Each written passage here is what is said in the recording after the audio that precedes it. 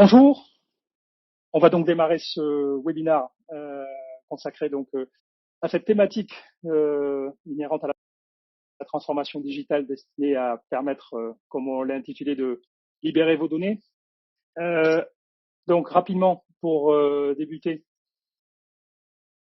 Donc une petite introduction sur Galilée, qui nous sommes, donc une société bordelaise, également implantée à Toulouse et Paris. Nous sommes une quarantaine de collaborateurs. La société a été créée en 93, ce qui fait de nous une start-up avec beaucoup d'expérience. Aujourd'hui, pour cette présentation, donc, je serai accompagné de Arnaud Bernard, qui est le directeur technique de Galilée, ainsi que Jean-Michel Poirot, qui est donc le responsable du référentiel chez Brecodil. Avec donc comme introduction l'objet du savoir-faire de Galilée, qui est relatif au concept de plateforme de production marketing. Donc notre métier, notre quotidien est fait de projets destinés à déployer ces plateformes de production marketing que je définirai un peu avant, et qui sont donc des intégrations destinées donc à servir l'ensemble des collaborateurs impliqués dans la production et la diffusion du marketing et de la communication, de ce qu'on qualifie comme étant l'entreprise communicante. Alors l'entreprise communicante, on l'a définie comme étant celle qui a une relation prégnante au marketing et à la com, ce qui induit que ces aspects-là ont un impact significatif dans son modèle économique.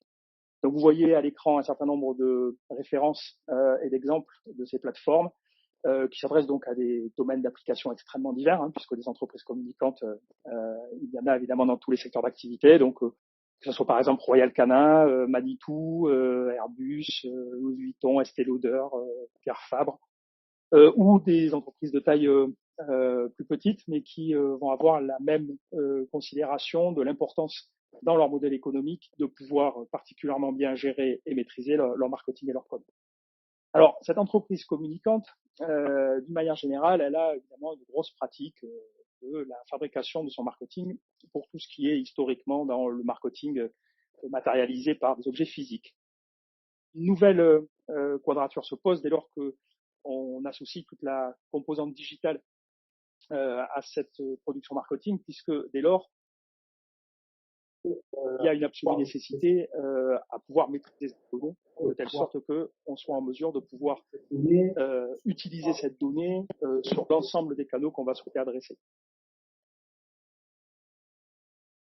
Le paradigme dans ce domaine, l'histoire a fait que, d'une manière générale, la donnée est assez éparse. Donc, elle peut venir de sources externes, elle peut provenir évidemment des ERP et de l'ensemble des données graphiques qui sont, là encore, jusqu'à récemment, assez peu consolidées. Et ce qui fait que, outre le recours à des solutions que j'évoquerai dans un instant, mais de manière générale, en l'absence de solution, pour adresser les différents canaux, le propos va être de travailler toute cette donnée manuellement pour pouvoir adresser chacun des canaux. Alors, au gré des premières initiatives en termes d'informatisation de ce périmètre de l'entreprise qui est le marketing et la com, alors certains systèmes ont fait leur apparition, donc les DAM, les PIM, tout ça passant par moult fichiers Excel, et puis d'autres machins M, comme je les appelle. Le fait étant que tout ça a une caractéristique, c'est que ça représente autant de silos d'informations qui rendent l'agrégation de l'information à destination des canaux de destination difficile à pratiquer. Donc le concept de plateforme de production marketing a vocation à se concevoir dans le fait de pouvoir consolider cette information au sein de cette plateforme qui va nous permettre de structurer la donnée de telle sorte qu'on puisse automatiser au maximum l'utilisation qui va en être faite sur les différents canaux qu'on va souhaiter adresser. On définit une plateforme de production marketing comme étant, d'une manière générale, régie par trois considérations essentielles. D'abord, une infrastructure adaptée aux usages qu'on va souhaiter délivrer depuis cette plateforme, considérant la diversité des acteurs qui vont devoir accéder à cette information et la qualité de service qu'on va vouloir, évidemment, la meilleure qui soit, au gré des différentes prérogatives que les utilisateurs vont avoir. Deuxième composante, c'est là où les applications que l'on va utiliser pour pouvoir justement centraliser et structurer la donnée de telle sorte qu'on soit en mesure de délivrer aux utilisateurs les expériences qu'ils ont chacun en fonction toujours de leurs prérogatives métiers, devoir exercer sur les données auxquelles ils vont accéder au gré cette production marketing. Alors, dans l'exemple qui va nous intéresser aujourd'hui, on va être en plein dans cette considération de la nécessité d'avoir une infrastructure adaptée à la volumétrie de données et au type de traitement que l'applicatif socle va nous permettre de pouvoir réaliser pour délivrer aux utilisateurs une expérience renouvelée par rapport aux usages qu'on va définir dans le cas particulier qui va nous intéresser aujourd'hui, dans donc cette démonstration relative à la manière dont le groupe Bricodeal a justement opéré sa transformation digitale sur ce périmètre marketing et com pour mener ce projet que l'on va définir ensemble. Donc, un certain nombre d'éléments d'information concernant l'activité de Bricodeal et peut-être Jean-Michel, tu peux nous faire un complément d'information sur qui est Bricodeal, priorité de l'entreprise, son organisation. Tout de suite. Donc oui. Donc les Bricodeal, c'est une entreprise qui existe depuis 1828. En fait notre principal. Excuse-moi, juste une question. Moi, je vois pas la présentation défilée. C'est normal? Non, c'est pas normal. J'espère que tout le monde voit la présentation défilée. Un des modérateurs va te contacter par Skype pour régler ça avec toi. Donc là, en l'occurrence, on est sur le slide qui présentait les informations générales au niveau de Bricodeal, pour que tu puisses compléter ce que tu avais commencé à faire par voilà. un premier élément sur l'intériorité de l'entreprise. 1820. Trouve sa naissance donc en 1800. Donc voilà, donc c'est comme je disais, excusez-moi, donc en fait on distribue donc des produits via différents channels avec des catalogues et des sites e-commerce. Des produits qui sont vraiment très variés. Vous voyez ici, on a le jardin, quincaillerie, outillage, électricité. Et donc on compte différentes entreprises dans le groupe et avec différentes typologies de clients, avec les typologies de clients les plus courants, ce sont des professionnels, donc ceux qui vont par exemple installer la plomberie, et des revendeurs, donc des quincailliers. Et on remarque qu'ils ont de plus en plus aujourd'hui des comportements de clients particuliers qui arrivent à avoir une information produit beaucoup plus précise et complète qu'auparavant. Donc vous êtes majoritairement dans une approche B2B, vous vendez à des professionnels, vous vendez aussi dans la grande distribution, je crois. On a quelques rares contrats dans la grande distribution et dans les grands magasins de bricolage. On fait aussi du merchandising. On a en fait différents métiers dans le groupe, Très bien. Mais voilà, d'autres métiers qui n'utilisent pas forcément la deux. Une précision, vous êtes aussi sur certains on produit nos propres marques de distribution qu'on peut connaître, donc Dôme, Cap-Vert pour les principales. Et donc du coup, on fait fabriquer et on revend nous-mêmes les articles à d'autres vendeurs. Alors donc, ce qui est d'autant intéressant dans le cas de Bricodeal, puisqu'on a à la fois la considération de la relation à la donnée inhérente à celle d'un distributeur qui agrège du produit pour le revendre à ses clients, et par ailleurs de la marque qui va elle-même produire une partie de son offre et la marketer de la même manière. Alors, lorsque on a initié le projet ensemble, le maître mot de ce projet était celui de la consolidation de l'information, puisque jusqu'alors, l'organisation qui avait prévalu était plutôt que chacune des entités du groupe mettait en œuvre ses propres solutions pour finalement essentiellement produire son marketing à ce moment-là à destination de la clientèle qu'il adressait. C'était plutôt ça la logique aussi de limiter avant les risques d'une certaine la plateforme de production marketing.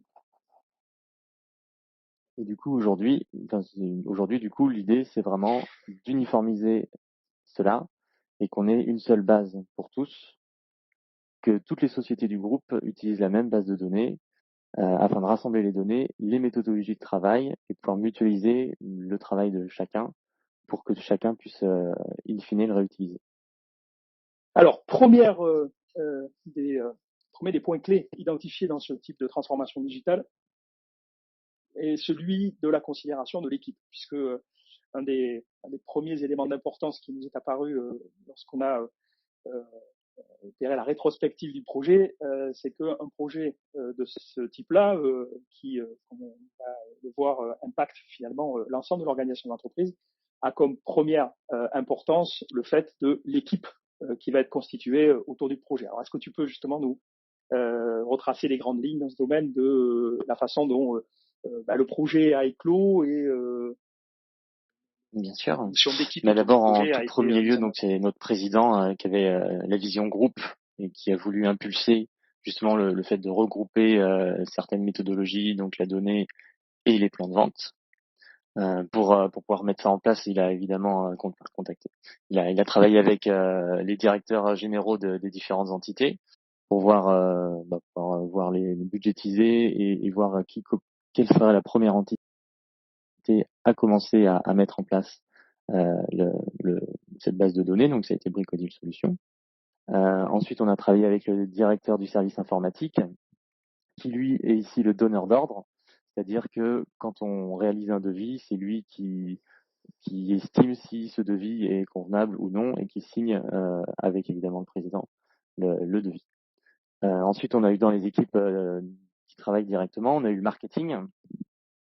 Là, on a dû voir avec eux quelles étaient leurs anciennes méthodologies de travail. Alors, je dis anciennes parce que l'idée, c'était de regarder l'existant, mais de faire en sorte à prendre le meilleur de chacune des équipes, d'enlever ce qui était peut-être parfois historique et d'améliorer tous les process. Et donc voilà, et on a regardé quels étaient quand même leurs besoins et qu'est-ce qu'ils devaient produire.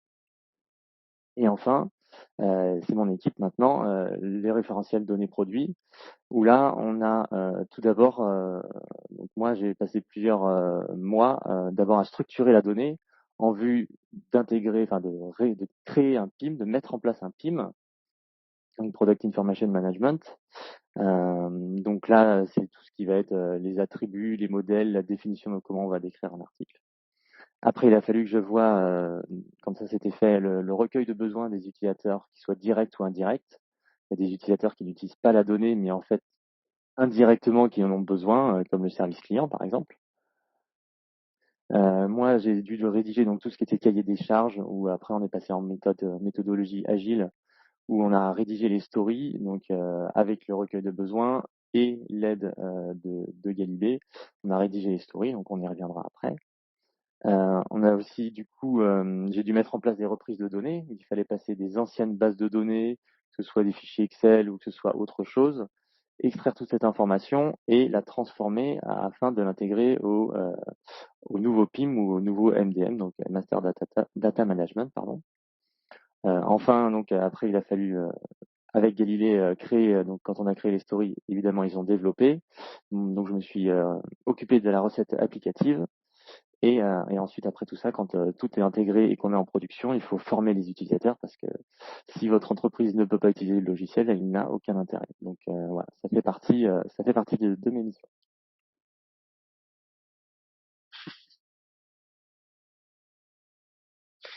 Très bien. Et pour le coup, donc au niveau de ton rôle, donc au départ, tu étais en charge de la data dans une des entités du groupe et le projet ayant amené donc à réévaluer l'importance de la donnée que Exactement. Donc maintenant tu gères à j'ai l'échelle de commencé, comme tu l'ensemble dis, dans du une groupe justement. entité et du coup maintenant on monte la base de données pour que toutes les entités puissent l'intégrer. On a une vision groupe. Dès que quelqu'un nous demande quelque chose, on essaie de voir si pour le groupe ça a un intérêt et quelle est la meilleure façon de rester générique. Et comme on ne sait pas quelle sera potentiellement une nouvelle entité dans 5-10 ans, on se doit d'être le plus générique possible et ne jamais partir dans trop de complexité pour que ça tienne.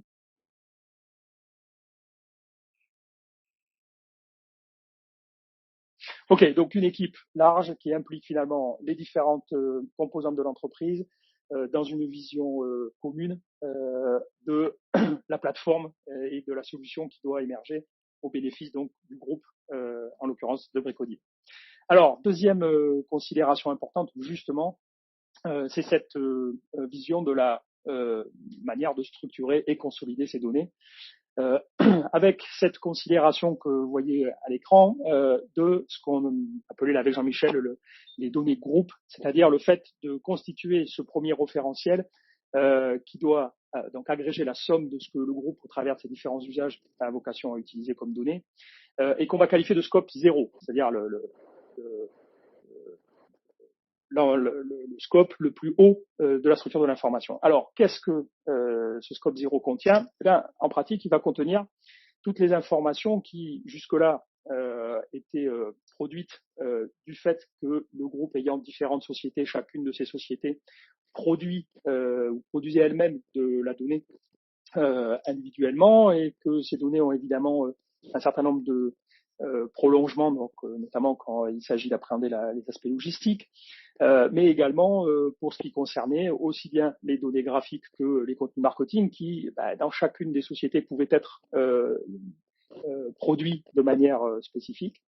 Donc, le premier travail ayant résulté dans le fait d'agréger l'ensemble de cette donnée pour pouvoir constituer, donc au travers des premiers, plutôt des fichiers qui à ce moment-là sont des fichiers Excel ayant donc prévalu pour structurer toute cette information, nous permettent donc de pouvoir embarquer toutes les considérations que vous voyez sur la droite en termes de d'informations sur évidemment les collaborateurs, les marques distribuées, les fournisseurs, les produits, les SKU, les canaux, etc. Alors, petite précision pour la compréhension du reste de la présentation. On parle de SKU lorsqu'il s'agit de l'article, la référence unique, celle qui in fine sera vendue, et on parle de produits comme étant des regroupements d'articles constituant donc un produit étant constitué de références uniques ou de SKU. Alors là, c'est un des premiers, Jean-Michel, chantier important qui a jalonné le projet. Alors, est-ce que tu peux nous dresser rapidement les grands points ou les grandes difficultés et les solutions que tu as pu trouver pour justement arriver à synthétiser toute cette information et finalement à standardiser Voilà, donc moi je suis parti sur, j'ai envie de dire, sur une idée de base, un credo, mon credo entre guillemets. C'était vraiment de pouvoir, avec une même base de données, adapter la structure globale pour décrire n'importe quelle nouvelle typologie de produit. Donc c'est-à-dire que j'étais dans une entreprise, je savais déjà qu'il y avait d'autres entités dans le groupe, mais je me suis pas focalisé là-dessus. Je suis parti sur quelque chose de très large pour pouvoir vendre quasiment tous les articles de la Terre, pouvoir avoir une structuration très globale. Une fois que j'ai suivi ça sur tout le long du projet, du coup j'ai structuré le référentiel, donc toute la partie attributs, modèles de données. Pour vous donner une petite idée de comment la taille de ce référentiel, on a environ 1000 attributs qui permettent de décrire les articles. Alors les attributs, vous savez, ils peuvent être libres, ils peuvent être bornés, c'est-à-dire quand c'est le référentiel qui indique les valeurs que vous pouvez rentrer. Ils peuvent permettre d'afficher un pictogramme en direct. Ils peuvent, voilà, on peut mettre des métriques, on peut faire ces différentes choses. Donc ces 1000 attributs, on les a créés pour qu'on puisse décrire des articles. Et ces articles, on les a regroupés en modèles. Et on a créé, chez nous, on avait besoin d'environ 30 modèles. Donc on a essayé de limiter au minimum pour que les gens qui créent les articles arrivent à travailler assez facilement.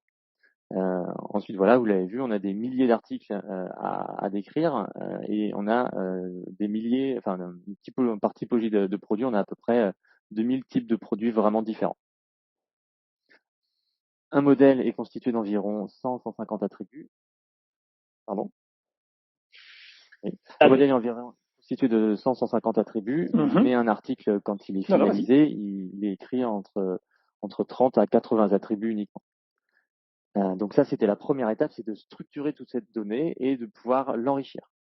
Ensuite, on a fait ça pour les articles, donc, mais vous allez comprendre, dans le MDM, on va avoir d'autres assets, on va parler d'autres éléments qu'on va devoir organiser, et tout ce qui est donc produit, catégorie, utilisateur, channel, fournisseur, tout ceci va rentrer dans notre système. Et il a fallu créer également un modèle de données pour eux, organiser les relations pour que chaque élément puisse se lier les uns aux autres. Par exemple, quand vous avez une image, est-ce qu'elle a le droit de se lier à un fournisseur? Non, pas forcément, mais elle a le droit de se lier à un produit ou enfin un SKU.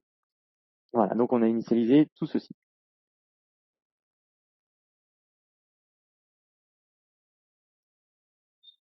Très bien, donc ça nous a amené à définir ce qu'on qualifie comme étant le data model permettant donc de structurer toute cette information et qui nous amène donc au point 3 de ce que l'on abordera aujourd'hui, à savoir améliorer l'expérience utilisateur grâce à justement la structuration de cette information. Donc, voici au terme du travail qu'évoquait Jean-Michel les résultats obtenus. Donc, une fiche produit synthétisant toute cette information. D'abord, cette notion de breadcrumb qui, en réalité, va nous permettre pour chaque canal dans lequel on va utiliser ce produit de savoir exactement où il est. On y reviendra. Évidemment, l'image de ce produit, l'ensemble des métadonnées que Jean-Michel évoquait à l'instant, dont on ira un peu plus dans le détail tout à l'heure, la relation, l'information du fournisseur, de la catégorie auquel ce produit est rattaché, du fait que cet article soit en lien avec un produit. Donc là, on a un article et un produit. Et ici, les différents canaux, c'est-à-dire depuis notre scope 0, qui est le groupe d'abord, on se trouve, partout où ce même article sera utilisé. Alors, par exemple, la Bible rouge, qui est un des publications essentielles du groupe, qui est un catalogue très important. Donc, on voit ici justement le breadcrumb, c'est-à-dire ce qui nous permet de savoir dans quelle catégorie et emplacement le produit est positionné dans ce canal-là. Et puis, l'information qui nous permet de connaître la complétude de l'information de ce produit et son statut global, ce que vous qualifiez comme étant ce qui permet de définir la vendabilité du produit. Et puis, évidemment, dans les médias, les différentes images, puisque ce produit va être illustré par différentes images de face, de profil, de trois quarts, etc. Donc, les différentes images relatives à ce produit. Donc, comment, sur la base donc du point de départ qui était cette information ayant été structurée, elle est intégrée et servie aux utilisateurs donc au travers de cette première exemple d'expérience utilisateur à destination de ceux qui vont devoir enrichir l'information, alors la consulter et l'enrichir pour disposer de manière structurée de toute cette information. Premier point. Alors, deuxième point, c'est sur ces bases-là, on va s'employer à justement servir maintenant le métier en appliquant à toute cette information des règles métiers, de telle sorte que, par exemple, Jean-Michel évoquait à peu près 150 ou 200 champs pour définir l'ensemble des métadonnées de notre produit. On voit ici que mon produit n'est pas encore complet en termes d'information, donc il n'est pas à ce stade vendable. Et comment pouvoir accompagner les utilisateurs, en particulier les responsables produits, pour pouvoir le plus rapidement possible savoir quelle information doit être complétée pour que ce produit devienne vendable. Donc, nous avons à ce moment-là créé ce qu'on a appelé le marketing helper, c'est-à-dire le fait donc d'appliquer à la gestion des champs des règles métiers permettant de pouvoir justement servir le fait de faciliter la complétude de l'information produit. Donc, les utilisateurs vont pouvoir, comme on le voyait à l'instant, constater que certaines informations sont manquantes, éditer donc leur socle de métadonnées, voir ici dans tous les onglets l'ensemble de ces métadonnées qui sont représentés et pouvoir avoir en surbrillance les champs concernés par le fait que des métadonnées soient à remplir. Alors là, par exemple, je vois que j'ai, en termes de type de connexion de la fiche, différentes options. Là, je pourrais me dire, finalement, je ne sais pas ce qu'il faut remplir, donc celle-là, je ne vais pas m'y employer, d'autant qu'elle est en orange et pas en rouge, donc elle est conseillée, mais pas indispensable.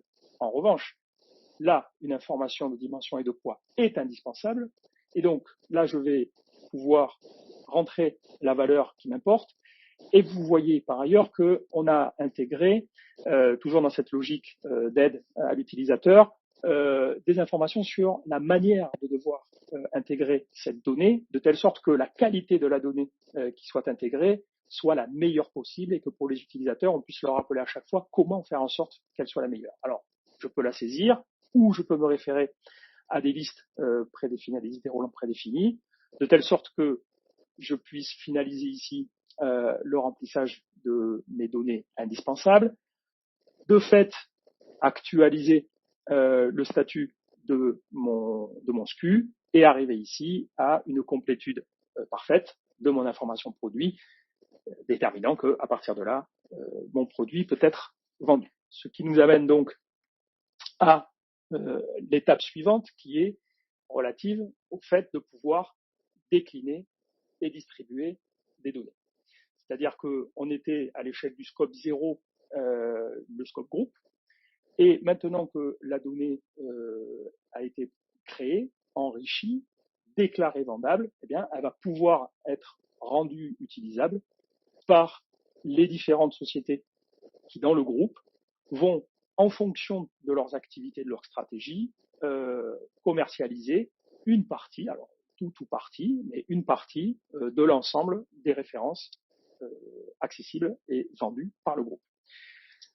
Ce principe va pouvoir continuer à se décliner, considérant qu'une société puisse avoir différentes marques et que ces différentes marques vont elles-mêmes exploiter différents canaux, et y compris avoir au sein des différents canaux potentiellement différents sites depuis lesquels, par exemple, on va souhaiter commercialiser ou rendre cette information accessible à destination de son auditoire.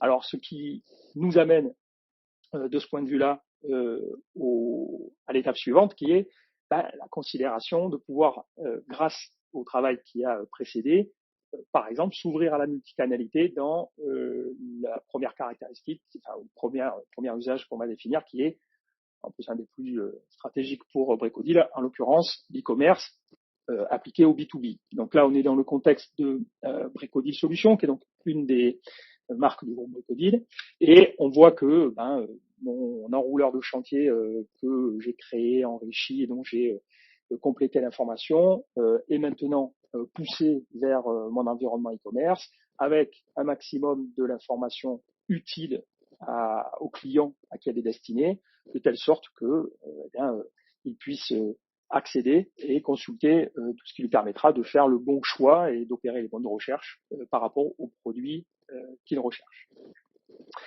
Est-ce que tu peux nous, Jean-Michel, sur le registre de l'évolution justement de la gestion de l'information à destination des sites web en particulier, nous expliquer un peu le cheminement, l'évolution entre le avant-après?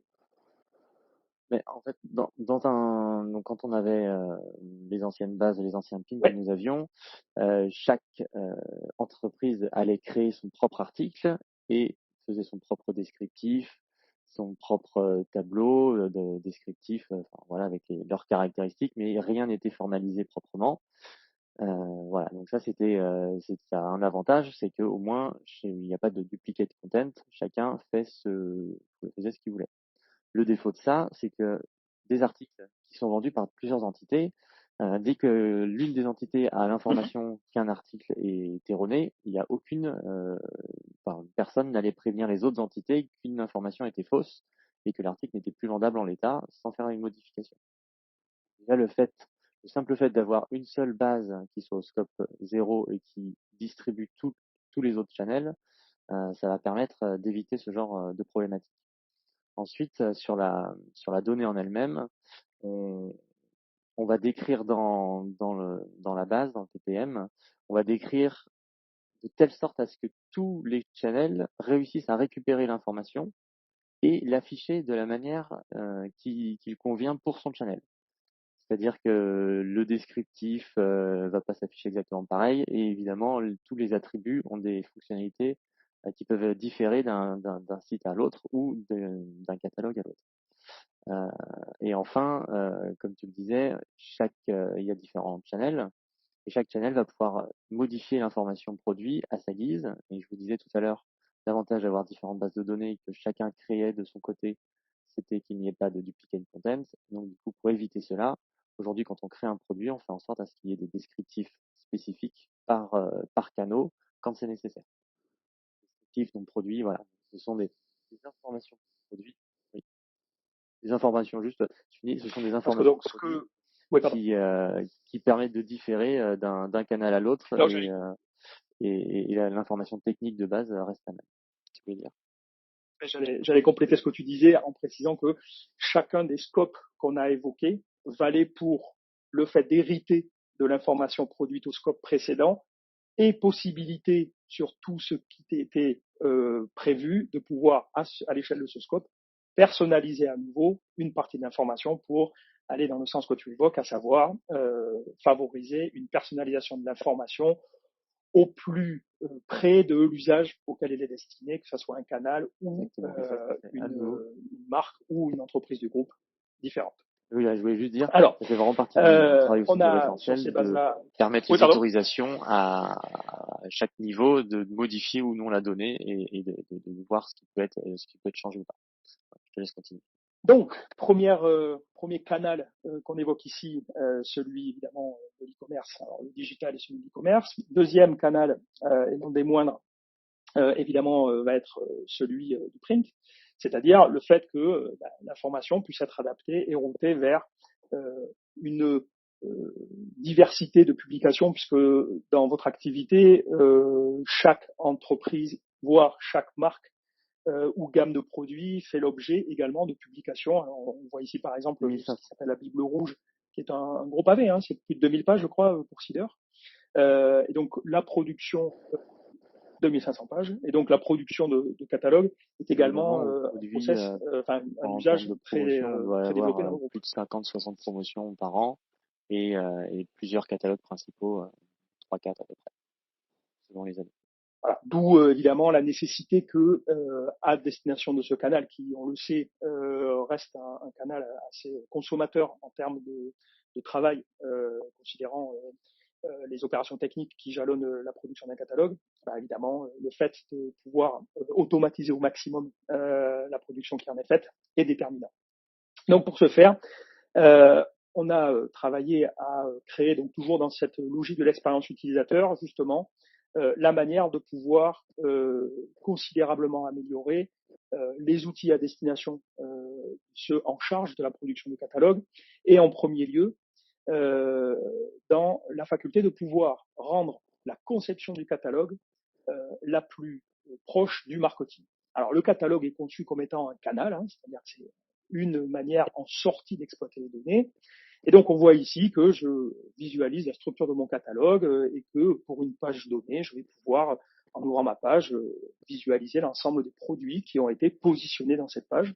Donc là, on est typiquement dans la logique où le marketing souhaite que telle catégorie de produits, donc je retrouve ici les catégories des produits qui sont intégrés dans ma page, puissent l'être finalement indépendamment des considérations de timing de production, et donc me permettre de visualiser sous cette forme ma page, et par exemple ici le fait que dans l'affectation actuelle des produits dans la page, j'ai de la place disponible.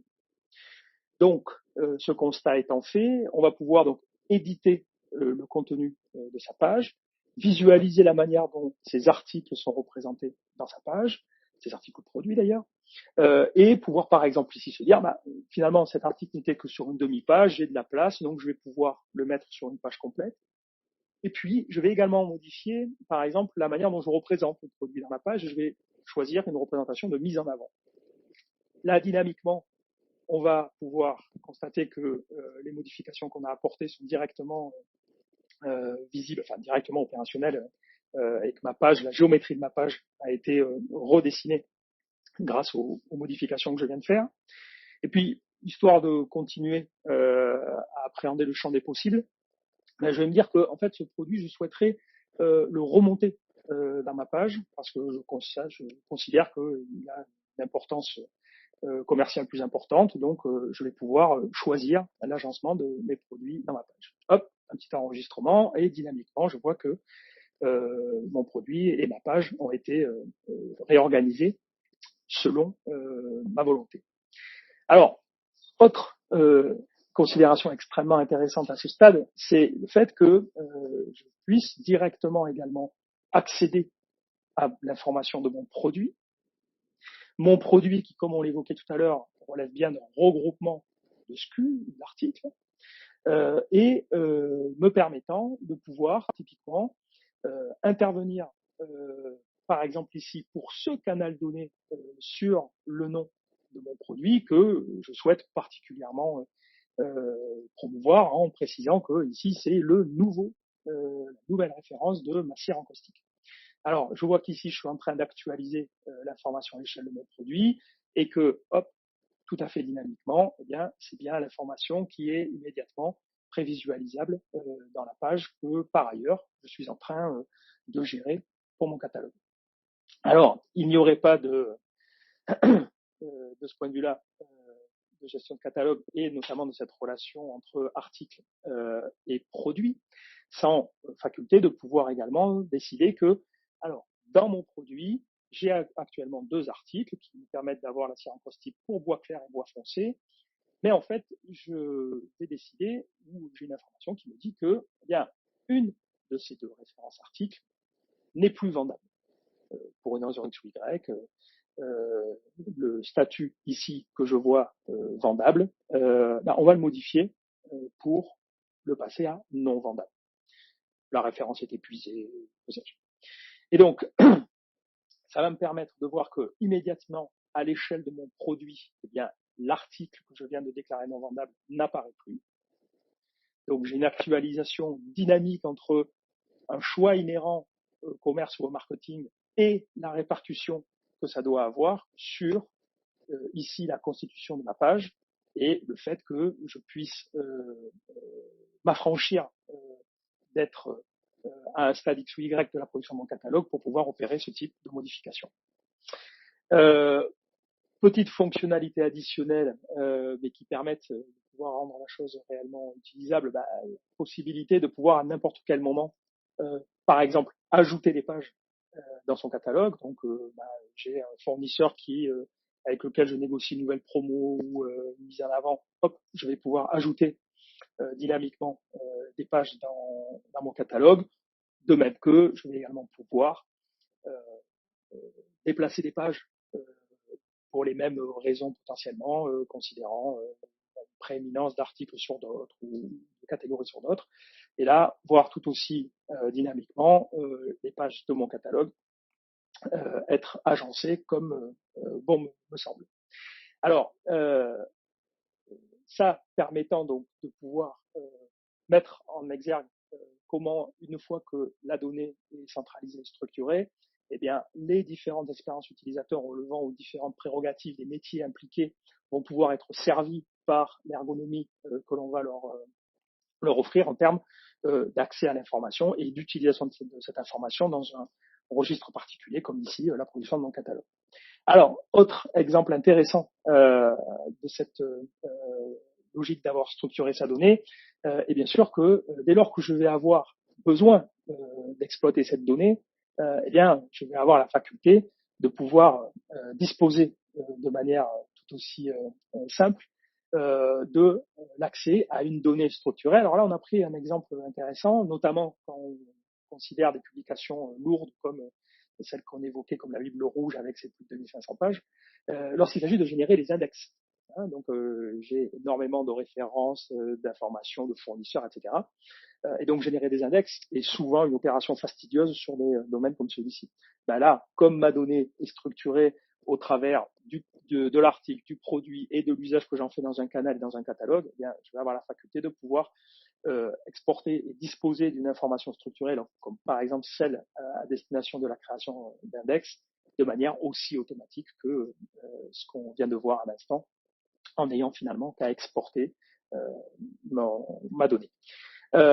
Alors, pour boucler la boucle dans cette considération du canal particulier qui est la publication d'une manière générale, aboutir à ce niveau-là avec la capacité de pouvoir donc choisir à un moment donné d'exporter sa donnée.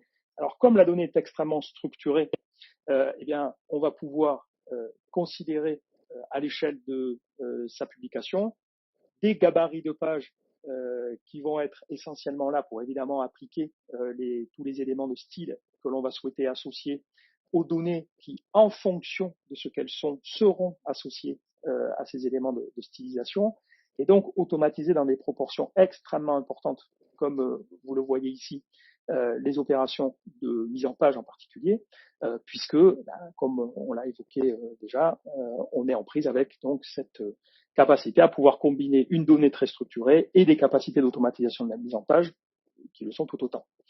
Dans ce domaine, Jean-Michel, quelques informations, puisque maintenant ça fait une grosse année que donc vous avez appréhender la production de Premier catalogue retour sur ces d'expérience bases. entre le premier catalogue Petit retour et d'expérience dans le le domaine. dernier. Le premier, j'ai participé très activement à faire tout ce qu'il fallait pour que la donnée rentre bien et que justement il fallait que toute la structuration soit bien comprise par les différents logiciels. Par exemple, là, c'était Easy Catalog. Et l'année dernière, je n'ai absolument pas participé. Les équipes marketing étaient totalement autonomes, modifier leurs données, rajouter, enlever une image, modifier un pictogramme. Voilà. Donc la structure était elle est d'une certaine façon très complexe, mais une fois qu'elle est maîtrisée par le marketing, elle offre une puissance extraordinaire où vous pouvez créer des catalogues toute l'année sans avoir de problématiques à nouveau sur le référentiel.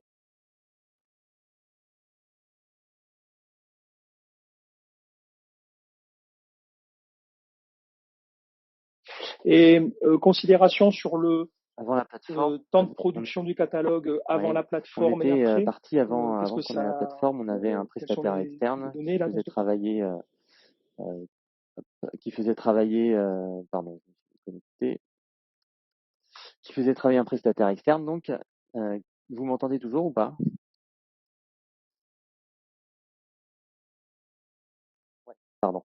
Donc, je disais, on avait un prestataire externe Ouais, ouais, tout à fait. qui permettait de Oui, oui, fabriquer on le t'entend, catalogue. Jean-Michel, tu peux C'était y aller. 3 personnes sur à peu près 4 mois, donc on peut dire quasiment un an de PAO, et une équipe marketing qui était presque 6 mois sur le catalogue. Et aujourd'hui, on est capable de produire un catalogue en à peine 2 mois jour homme au niveau marketing, 2-3 mois. Et donc un catalogue, là, il y a quand même plus de 2000 pages. Et en PAO, on avait 1 mois et demi. Donc c'est-à-dire que là, on a automatisé les actions pour aller beaucoup, beaucoup plus vite.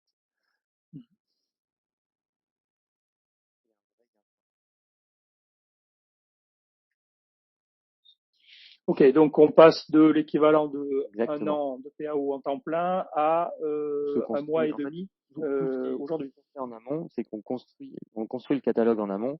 Ouais, donc ce qui est Alors qu'avant, on construisait le évidemment catalogue extrêmement. sous InDesign. Ouais. Et donc, on reconstruisait tout, on vérifiait la donnée à ce moment-là. Il y avait des relectures. Mhm. Et aujourd'hui, la relecture, elle se fait en amont, bien avant. Et on sait déjà qu'avant de commencer le catalogue, hormis les nouveautés, tout est juste.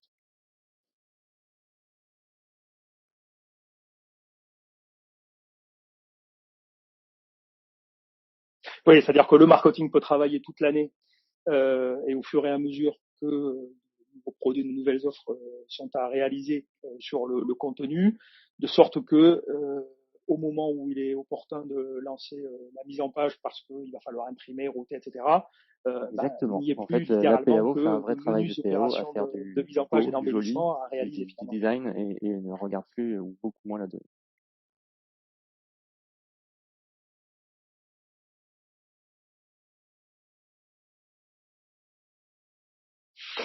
Donc, ce qui nous amène justement à cette vision qui était celle qui était l'objectif de départ, de pouvoir donc, dans le cadre de la transformation digitale du groupe, appréhender cette logique de la consolidation de la donnée, de telle sorte qu'elle permette de pouvoir tout autant servir le besoin de ciblage du groupe au travers des spécialités de chacune des entités du groupe et de la typologie, soit de produits, soit de clientèle qu'elle adresse, de sorte que, à partir de ce scope zéro, c'est-à-dire du patrimoine marketing du groupe, eh bien l'ensemble de ces besoins puissent être servis avec donc cette capacité à servir les métiers pour qu'ils apportent chacun leur contribution, puisque on sait dans la prééminence et l'importance de la data aujourd'hui que l'investissement qui doit être fait, c'est celui de la qualité de la data. Hein. Je crois que Jean-Michel, tu évoquais ça tout à l'heure.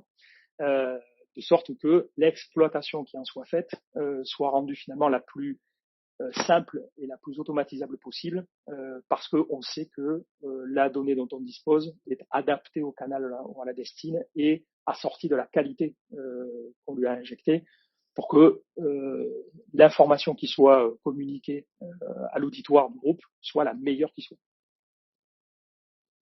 Ah pardon, oui, excuse-moi, oui, oui, bah, bien sûr, oui, oui, totalement, tout à fait d'accord, j'ai C'était bien ta vision, à Jean-Michel. rajouter.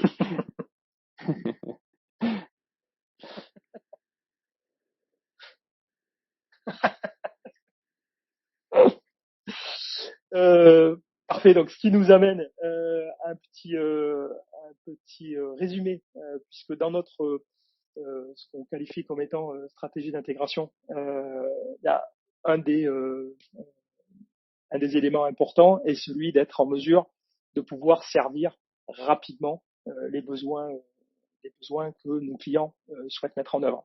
D'une manière générale, les projets de plateforme de production marketing et les projets de transformation digitale dans le périmètre Marcom ont comme caractéristique de devoir servir la stratégie marketing de l'entreprise et à ce titre de pouvoir être mis en œuvre relativement rapidement. Donc c'est ce qu'on rappelle ici. La première phase du projet qu'on a évoqué autour de tout ce qui était constitution et exploitation de la donnée, a relevé d'à peu près 30 jours de spec, globalement à peu près 110 jours en termes de développement et d'intégration, donc ce qui fait un projet qui dure à peu près 3 mois,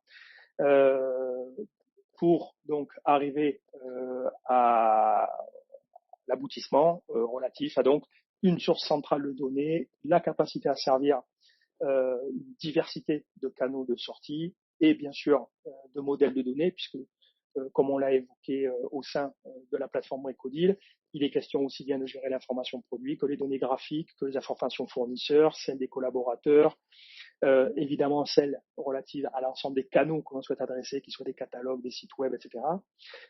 Et comme tu l'évoquais Jean-Michel tout à l'heure, la possibilité évidemment de pouvoir, au gré de l'évolution du groupe, qui soit par croissance externe, soit par développement de son offre, doit pouvoir de la même manière intégrer de nouvelles entreprises ou de nouveaux produits de la façon la plus simple qui soit. Préciser, si je peux, 30 jours de spécification que tu mets au niveau du donc ce qui nous permet de... Effectivement, il y a peut-être 30 jours de spécification, ouais, mais il faut en interne travailler assez longtemps pour pouvoir savoir ce qu'on veut spécifier et ne pas réfléchir au moment où on rencontre quand on a rencontré Galilée, on savait déjà où on voulait aller et on a effectivement à nouveau réfléchi selon la solution, mais on avait déjà des grandes lignes de ce qu'on voulait faire.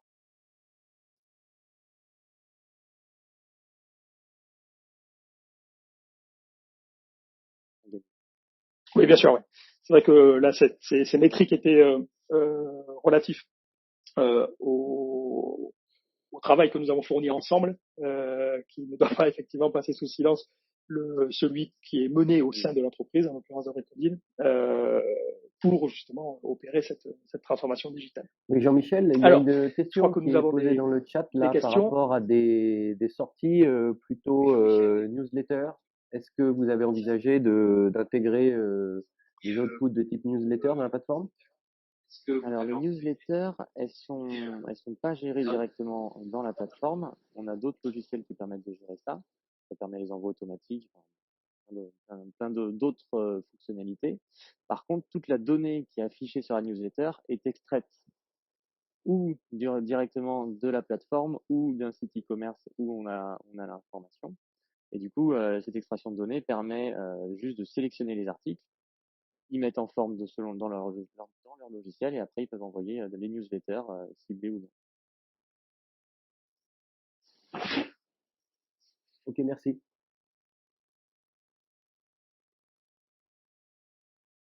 Ok, merci.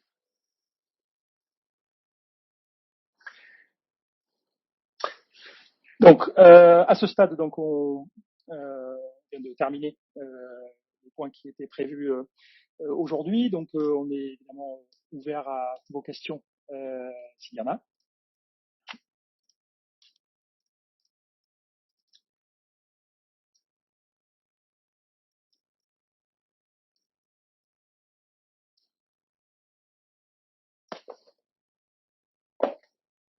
A priori, pas de questions à ce stade. Si, on a une question. Alors, Virginie nous demande si on fait du data management. Oui. Alors, j'aurais tendance à dire qu'on ne fait que ça. De la mise. Ah, d'accord. La mise en qualité de la donnée de manière automatisée. Alors, je vais produire une première réponse, puis après laisser Jean-Michel en fournir une deuxième. J'aurais tendance à dire oui sur un premier registre relatif pour l'instant à la structuration de la donnée. nous avons des perspectives pour ce qui relève du fait de pouvoir amener alors ce qui sont les grands concepts d'aujourd'hui de l'intelligence artificielle ou du machine learning relatif à cette donnée produit. Donc ça, c'est des perspectives qu'on se fixe pour le futur. Aujourd'hui, essentiellement relatif à la structuration et le fait de servir les utilisateurs dans la manière d'accéder et de pouvoir donc enrichir cette donnée. Jean-Michel, je te laisse compléter. Donc la question complète est donc relative à la mise, enfin à l'amélioration de la qualité de la donnée je sais pas de dans manière quel sens tu entends, automatisée. Par Virginie, les exemple, doublons. Est-ce que c'est des doublons d'articles eux-mêmes? Auquel cas, effectivement, on doit refaire un travail là-dessus. Ou si c'est le doublon dans la donnée, c'est-à-dire j'ai une dimension où je dis 12 fois 17 et puis j'ai longueur largeur 12-17. Donc dans ce cas-là, effectivement, on n'a rien qui nous permette de voir ce type de manquement. Par contre, après, on a beaucoup d'automatismes qui vont permettre de faire en sorte à vérifier que la donnée soit juste. C'est-à-dire qu'on utilise des regexp, par exemple, donc des regular expressions, qui permettent de valider qu'on a bien rédigé certains attributs. Bon, pour nous, par exemple, une longueur, on sait qu'on met toujours les chiffres, potentiellement une virgule, pas un point, à nouveau donc d'autres chiffres derrière la virgule, espace, et la métrique millimètre, centimètre, ainsi de suite. Là, on a ce type de vérification. Et alors après, tu continues ta question.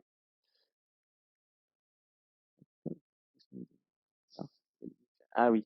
Non, ça c'est encore le référentiel qui gère ça. Par contre, il y a que nous qui créons les marques, donc ça permet d'éviter les erreurs effectivement comme Black et Decker qui peut s'écrire de différentes manières. Et après pour l'échange de données, on utilise du XML.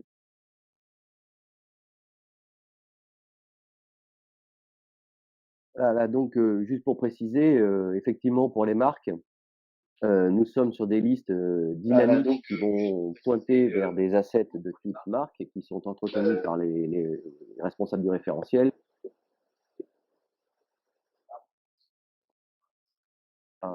Est associé à un SKU.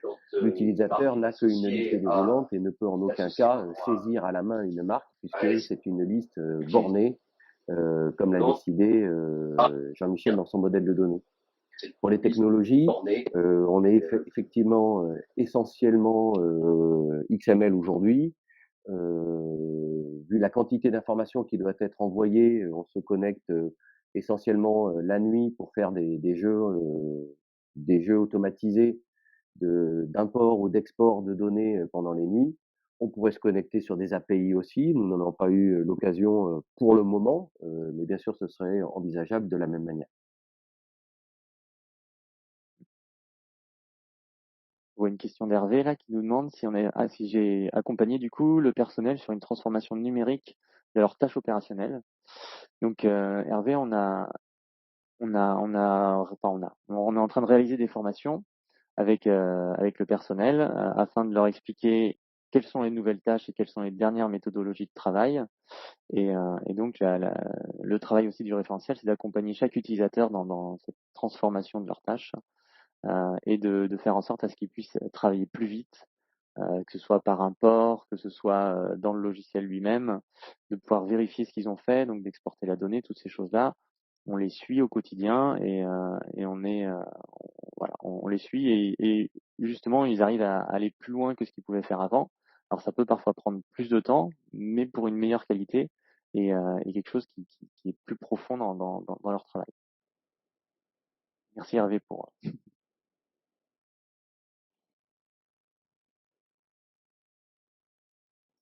Et j'ajouterais que, comme l'évoquait Jean-Michel en préambule, ce projet, comme ce que l'on met de manière générale, a été appréhendé de manière agile. Et de manière agile, quand on appréhende un projet, on commence par s'appesantir sur les besoins des utilisateurs. Donc ça a été aussi une des parties du travail de Jean-Michel et des équipes de Galilée, qui était à l'échelle des ateliers qu'on a évoqués tout à l'heure, propres à la réalisation du backlog ou du plan de projet, d'avoir évidemment appréhendé les besoins des utilisateurs pour être en mesure de pouvoir concevoir ce qu'on a évoqué comme expérience utilisateur en réponse aux besoins de ces mêmes utilisateurs, pour lesquels l'équipe Bricodeal était évidemment en connaissance du métier et des besoins, et ensemble avons pu travailler à faire en sorte que les expériences utilisateurs qui ont été mises en œuvre soient justement en phase avec ces mêmes besoins. Donc c'est depuis le point de départ du projet que cette question de la transformation digitale à l'échelle il faut noter que des personnels et des méthodes méthodes de travail était une effectivement, quand on fait une conduite du changement sur alors, une autre chose aussi question. importante qu'une nouvelle base de données, une nouvelle plateforme de production marketing, si vous n'allez pas voir les utilisateurs régulièrement pour leur expliquer un peu où vous en êtes, qu'est-ce que vous pensez faire, peut-être que vous avez des difficultés, mais c'est bien de partager ça pour qu'ils soient vraiment pas forcément impliqués directement dans le projet, ou en tout cas pas tous les utilisateurs, mais qu'ils aient l'impression que vous êtes vraiment à leur écoute. Ça, c'est primordial, sinon vous pouvez leur amener la meilleure solution du monde, ils accepteront mal.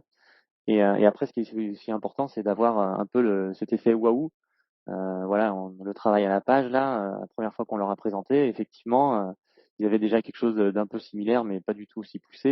Et là, on a créé un vrai effet waouh, et les équipes, forcément, l'acceptent beaucoup plus facilement.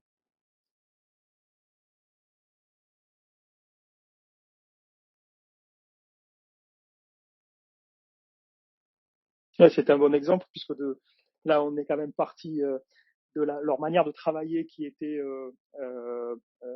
de faire des chemins de fer sur des papiers en divisant des tâches et en inscrivant les produits dans la page.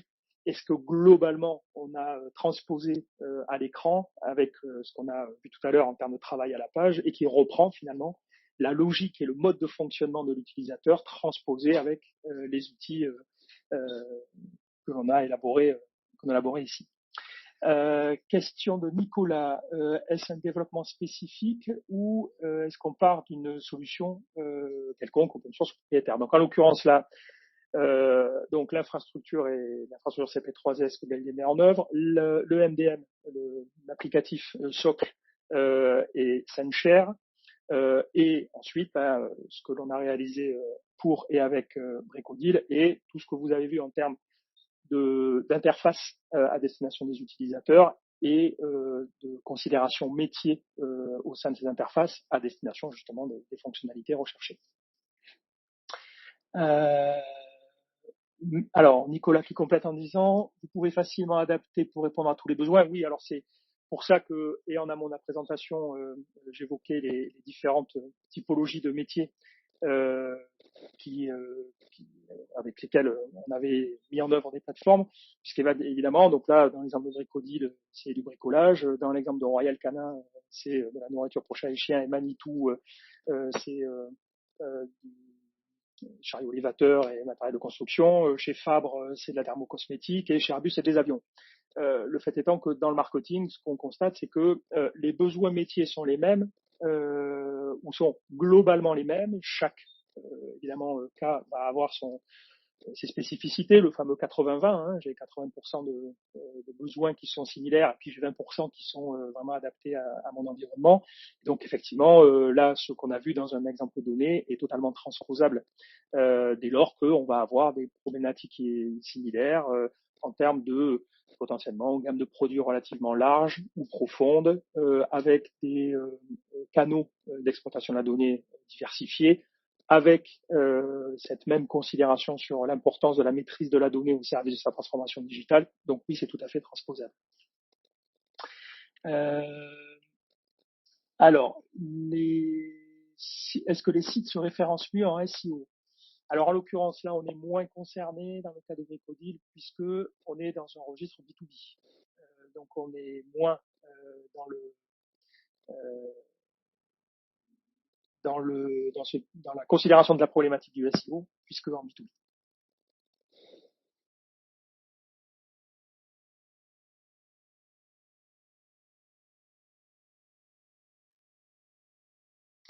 Ok, je vois pas d'autres questions.